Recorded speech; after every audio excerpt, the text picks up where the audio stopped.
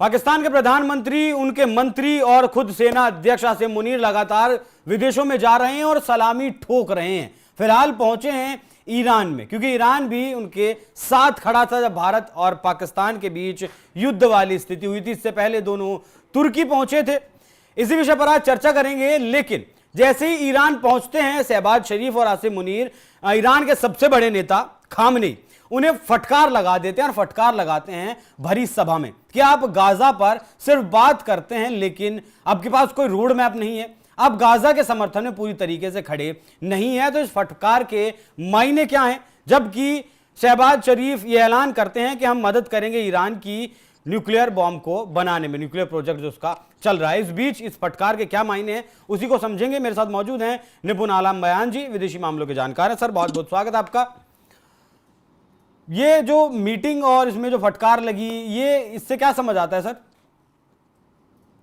देखिए, इससे समझ में ये आता है कि जो पाकिस्तान ये मुद्दा बनाने का प्रयास कर रहा है कि भारत एक इस्लामिक मुल्क को परेशान कर रहा है, पाकिस्तान यानी कि एक इस्लामिक कंट्री है उसको परेशान कर रहा है, और पूरे इस्लाम के जो देश हैं कम से कम वो तो पाकिस्तान के साथ में एकजुटता के साथ खड़े हों।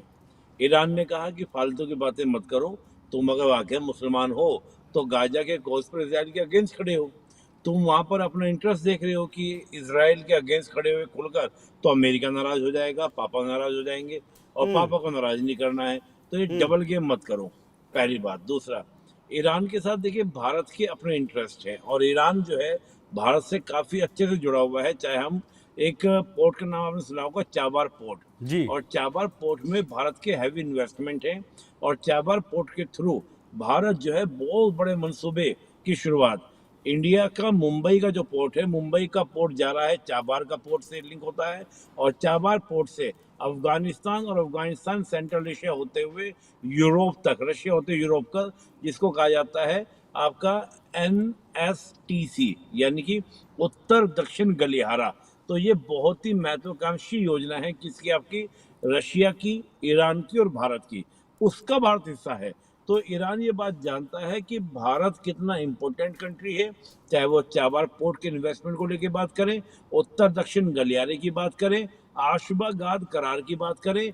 तो ईरान इस बात को समझता है कि पाकिस्तान जो गेम करता है, और वाकई में पाकिस्तान को मुसलमानों की है, तो बलूचिस्तान में क्या हो रहा है, सिंध में क्या हो रहा है, खैबर पख्तूनख्वा में क्या हो रहा है। आप हजारों अफगानियों को कहते हो कि यहाँ से बाहर निकलो, और अफगानियों को आप बाहर निकाल दे रहे हो। क्या वो अफगानी मुसलमान नहीं है? तो सिंपल सी बात है कि पाकिस्तान का जो कोर्स था, जो OIC ने एक्सेप्ट नहीं किया। OIC ने कहा फालतू की बातें मत करो पाकिस्तान, भारत के साथ हमारे संबंध अच्छे हैं। परसों मीटिंग हुई थी OIC की, यानी कि ऑर्गेनाइजेशन ऑफ इस्लामिक कोऑपरेशन, उसमें किसी भी तरह का प्रस्ताव भारत के अगेंस्ट किसी भी कंट्री ने पारित नहीं किया। पाकिस्तान क्या पारित करवाना चाहता था? कि भारत के बारे में कहें कि भारत जो है अग्रेसिव कंट्री है, और कश्मीर के मुद्दे पर हम पाकिस्तान के कोज का समर्थन करते हैं। OIC ने कहा कि ये मुद्दा यहाँ पर डिस्कस नहीं होगा, तुम्हें जो जहाँ करना है डिस्कस वहां पे करो। OIC ने बेरंग लौटा दिया किसको? पाकिस्तान को। अब इसने कोशिश की, अब OIC की जब हम बात करते हैं तो OIC वो संगठन है जो सऊदी लैड है, यानी कि सऊदी की लीडरशिप में चलने वाला संगठन। अब सऊदी के एंटी कौन कौन है? सऊदी के एंटी है ईरान, सऊदी के एंटी है टर्की, सऊदी के एंटी है आपका अजरबैजान। तो अब पाकिस्तान की कोशिश है कि इन देशों के साथ में ज्यादा नजदीकें बढ़ाई जाए। लेकिन मैं ये मानता हूँ ईरान बहुत ज्यादा हेल्प करने वाला नहीं है, मदद करने वाला नहीं है पाकिस्तान की। ठीक है, थोड़ा बहुत इस्लामिक कोर्स पर मदद कर सकता है, लेकिन ये जानता है ईरान कि अगर बलूचिस्तान का मुद्दा बहुत बड़ा और भारत ने उसको समर्थन दिया, तो ईरान की बहुत बड़ी जमीन जो है उस पर भी बलूची दावा करेंगे। क्योंकि जो हम बलूचिस्तान की बात करते हैं ना, बलूचिस्तान में, क्योंकि जो वर्तमान बलूचिस्तान पाकिस्तान में दिखता है वही नहीं है, उसमें ईरान का भी बड़ा हिस्सा शामिल है। तो ये बात जानता है ईरान की अगर कल को ऐसी कोई बातें उठी, तो भारत एक ऐसा देश है जो हमारे क्षेत्र को बसवा सकता है। पहली बात, ईरान की इकोनॉमी जो डगमगाई है उसको हेल्प कर सकता है भारत, ईरान के तेल को खरीद सकता है तो भारत, और जो ईरान के बड़े मंसूबे ग्लोबल इनेरा में छाने के हैं उसको भी पूरे कर सकता है केवल भारत। पाकिस्तान के पास देने के लिए इस्लामिक जो कार्ड है उसके अलावा कुछ और नहीं है। तो ये इसका पूरा लेखा जोखा जो पूरे घटनाक्रम का ये है। और जो शहबाज शरीफ ने कहा है कि हम ईरान की मदद करेंगे न्यूक्लियर प्रोजेक्ट में। देखिए, अब पाकिस्तान के कहने से अगर पाकिस्तान ये बात कहता है न्यूक्लियर प्रोजेक्ट में मदद करेंगे, तो ये तो सीधा सीधा शहबाज शरीफ चुनौती दे रहे हैं किसको? इसराइल को। किसे? इसराइल को। इसराइल को दे रहे हैं, तो मतलब सीधा अमेरिका को दे रहे हैं फिर। सीधा अमेरिका को दे रहे हैं। अमेरिका और इसराइल अगर वो दोनों ही खुला खिलाफ है ना खुला उसके देखिए, परमाणु के। तो ये तो हाँ, मैं वो कह रहा हूँ ना कि पाकिस्तान जो इस प्रकार की बदतमीजी करता है, ये बोलता है ना, ये खुद अपने पैर पे कुल्हाड़ी मारता है पाकिस्तान। ये बातें ऊपर कहने की नहीं होती। पहले से ही ईरान, पाकिस्तान का नाम आता है कि ईरान का जो एटॉमिक प्रोग्राम चलवाया है वो पाकिस्तान के साइंटिस्ट कादिर खान के द्वारा चलवाया गया है। और ये ओपनली ऐसे बोलने लगा है, इजराइल की एक फूटी आंख नहीं सुहाता है ईरान। इजराइल ने अभी भी कई बार कहा कि हम अटैक करना चाहते हैं ईरान के ऊपर, और ईरान का सारा जो एटॉमिक वेपन प्रोग्राम उसको डिस्ट्रॉय करना चाहते हैं। अमेरिका ने मना कर दिया। अमेरिका ने कहा हम बातों समझा देंगे ईरान को और ईरान का समझौता कर लेंगे, ईरान कोई एटॉमिक वेपन नहीं बनाएगा। मीन डैट अमेरिका इसराइल दोनों नहीं चाहते ईरान एटॉमिक वेपन बनाए। उधर से पाकिस्तान कह रहा है कि हम आपकी मदद करेंगे। मीन डैट सीधा चुनौती किसको है? अमेरिका को, इसराइल को। और ये किसके शय में बोल रहा है पाकिस्तान, ये भी आप जान लीजिए। ये शय है सीधा सीधा चीन का। और चीन को आप जानते हो कि चीन ने ईरान के अंदर 25 साल के अंदर 400 बिलियन अमेरिकन डॉलर के इन्वेस्टमेंट की योजना बनाई है। यानी कि कम से कम आपका $500 बिलियन इन्वेस्टमेंट चीन करेगा ईरान के अंदर। ईरान के अंदर रेल प्रोजेक्ट भी तो शुरू कर चुका है ना ईरान के अंदर ये। हाँ, कर चुका है। 25 साल का 25 ईयर प्लान है। 25 ईयर प्लान में रेलवे भी है, रोड्स भी हैं, डैम भी हैं, और बहुत सारे वहां पर क्या इन्वेस्टमेंट चीन करेगा।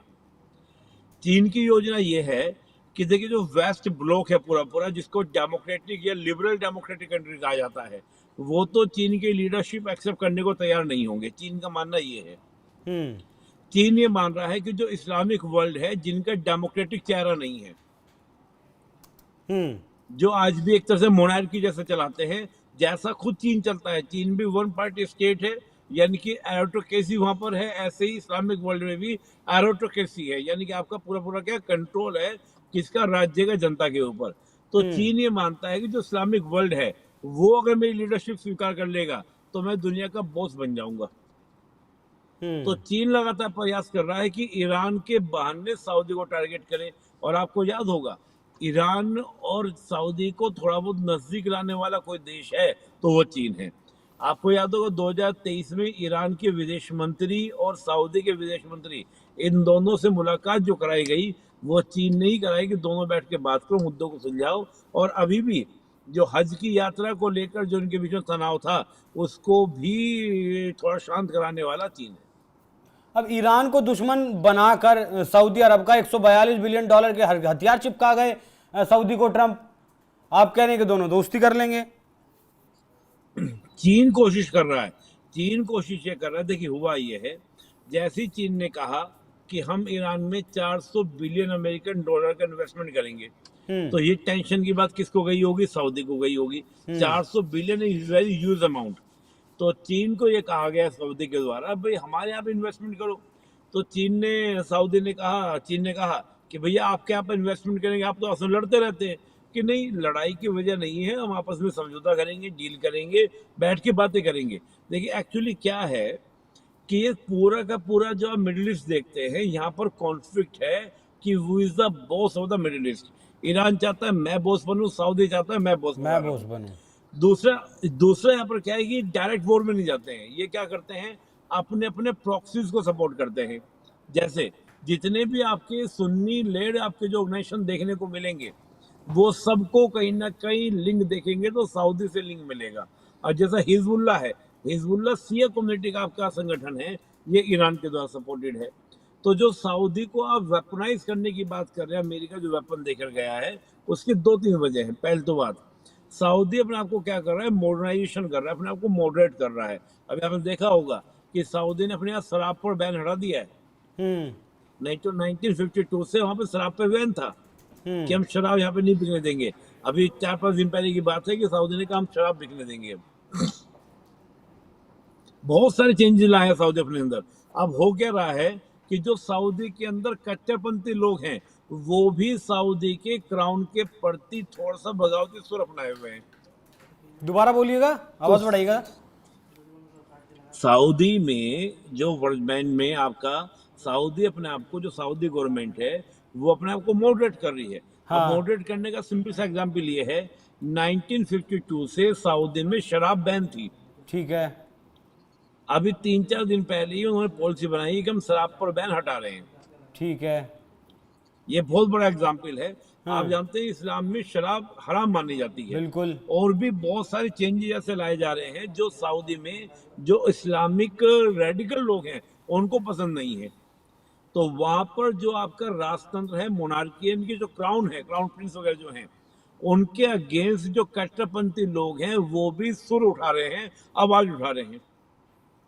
ठीक है, चलिए, सऊदी का तो मुद्दा ये रहा, लेकिन मैं जानना चाहता हूं आपसे, सीरिया के बारे में बात करना जरूरी है, क्योंकि अभी जब सऊदी गए थे डोनाल्ड ट्रंप, तो जो अलसूरा है सीरिया में, जिसके ऊपर $10 मिलियन का इनाम अमेरिका ने रखा था और अब उन्हें राष्ट्रपति की उपाधि भी अमेरिका की तरफ से दे दी गई है, इसमें मतलब अगर सीरिया में अलसूरा को राष्ट्रपति की उपाधि दे दी जाती है तो जाहिर तौर पर अब इजराइल का विरोध तो नहीं कर पाएगा सीरिया, और खुले तौर पर गाजा का समर्थन भी नहीं कर पाएगा, तो यहां भी पावर कन्फ्लिक्ट है, यहां भी ईरान कमजोर पड़ता है।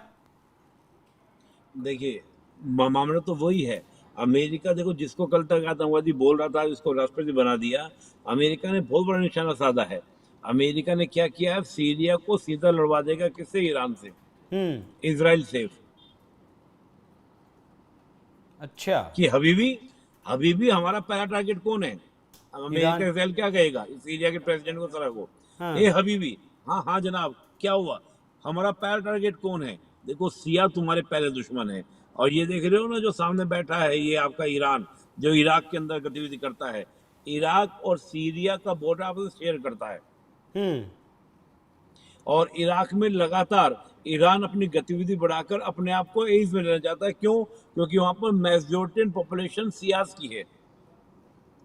ठीक है, कि हे हबीबी, अगर यहाँ पर ईरान मजबूत हुआ तो अगला नंबर तुम्हारा है, हबीबी किसको मारो। ठीक है सर, देखिए बहुत ना मतलब खिचड़ी बनी हुई है, समझ नहीं आ रहा मतलब चीज़ें। अब मुझे कंक्लूजन बताइए, जो फटकार पाकिस्तान को लगी है, मतलब एक लाइन में इसका मतलब क्या है? क्या सीधा अमेरिका को ये मतलब जिस तरह के पाकिस्तान ने भी कहा है कि न्यूक्लियर में मदद करेगा, तो चीन भी उधर, चीन में का भी निवेश पाकिस्तान में लगातार बढ़ रहा है। अब ईरान चीन के रिश्ते अच्छे हैं, ईरान पाकिस्तान के रिश्ते अच्छे नहीं हैं, ईरान पाकिस्तान के रिश्ते अच्छे नहीं हैं, ईरान भारत के रिश्ते बहुत अच्छे हैं। तो कंक्लूजन क्या है इस पूरे मामले का? देखिए, अंतर्राष्ट्रीय संबंधों में ना कभी भी बहुत चीजें क्लियर नहीं होती है। अब देखिए, हम तो ये मान रहे थे कि अमेरिका हमारा बड़ा अच्छा दोस्त है, लेकिन देखा डोनाल्ड ट्रंप की कैसा आपका रिएक्शन देखने को मिला भारत पाकिस्तान कॉन्फ्लिक्ट में। तो अंतर्राष्ट्रीय संबंधों में ये कहा जाता है कि नथिंग इज द परमानेंट, यहाँ पर कभी भी कुछ भी चेंजेस हो सकते हैं। और यही है जियोपॉलिटिक्स, इसको कहा जाता है जियोपॉलिटिक्स। जियोपॉलिटिक्स अपने आप चेंज होती रहती है, या परिस्थिति बदलती रहती है, और हर देश अपनी अपनी चालें चलता रहता है। तो बहुत चीजें क्लियर नहीं है, लेकिन एक बात जान लीजिए, चीन, ईरान और पाकिस्तान स्ट्रेटजिकल रूप से ये एक साथ है। स्ट्रेटजिकल रूप से इसमें को स्ट्रेटजिकल रूप से अगर अमेरिका की बात आएगी, जिस प्रकार देखिए शहबाज शरीफ पानी पी पी के अमेरिका को अभी भी कोस रहे हैं, लगातार कोसते रहते हैं। ये तो अमेरिका की मजबूरी है कि पाकिस्तान को पाले रखना। आप अगर जाके एक आम पाकिस्तानी से पूछें तो उसके अंदर दो देशों के प्रति बहुत हेट होगा। कौन कौन से? एक तो भारत और एक अमेरिका, और दूसरा अमेरिका और इजराइल। अमेरिका तो अब्बा है पाकिस्तान का, पहला मतलब दूसरा नहीं, भारत के आप बाद। जाके अमेरिकन, आप किसी पाकिस्तानी से बात कर लीजिए, हर पाकिस्तानी कहेगा अमेरिका दुश्मन है, अमेरिका बदतमीज, अमेरिका ये आग भरी पड़ी है। वो तो अमेरिका पाकिस्तान को यूज करता है फंड्स वगैरह देकर, मेहनत देकर, लेकिन पाकिस्तानियों के मन में अमेरिका को लेकर लव नहीं है। ठीक है सर, बहुत धन्यवाद। Nothing is permanent. देशों के जो रिश्ते होते हैं आपस में, फायदा है तो आप बातचीत कर रहे हैं, फायदा नहीं है तो आप बातचीत नहीं कर रहे हैं, इस तरीके की बातें हैं। लेकिन आसिम मुनीर और शहबाज शरीफ लगातार अपने समर्थक देशों के यहां जा रहे हैं, सलामी वहां ले रहे हैं, और सलामी आसिम मुनीर ठोक रहे हैं। इस तस्वीर में भी आप देख सकते हैं। बाकी जिस तरीके से खामनेई ने भरी सभा में फटकार लगाई है, इससे पाकिस्तान का जो दोहरा रवैया है वो भी एक बार फिर से देखने को मिला है कि गाजा पर बात तो करता है लेकिन स्टैंड कुछ नहीं लेता है, क्योंकि अगर स्टैंड लेगा तो फिर जो बड़े वाले अब्बा अमेरिका बैठे हैं वो नाराज हो जाएंगे। वो नाराज हो जाएंगे तो दाना पानी बंद हो जाएगा। IMF से लोन भी उन्हीं के भरोसे तो मिलता है, अर्थव्यवस्था या फिर उनके कटोरे में जो रोटी है उन्हीं की वजह से डलती आई है। बाकी अब देखना होगा कि किस तरीके से ईरान और पाकिस्तान के रिश्ते चलते हैं और ईरान और भारत के रिश्ते चलते हैं। सर बहुत बहुत शुक्रिया आपका, आपने हमें वक्त दिया, चर्चा को विस्तार दिया। दर्शकों आपको ये चर्चा कैसी लगी कमेंट कर जरूर बताइएगा। नमस्कार।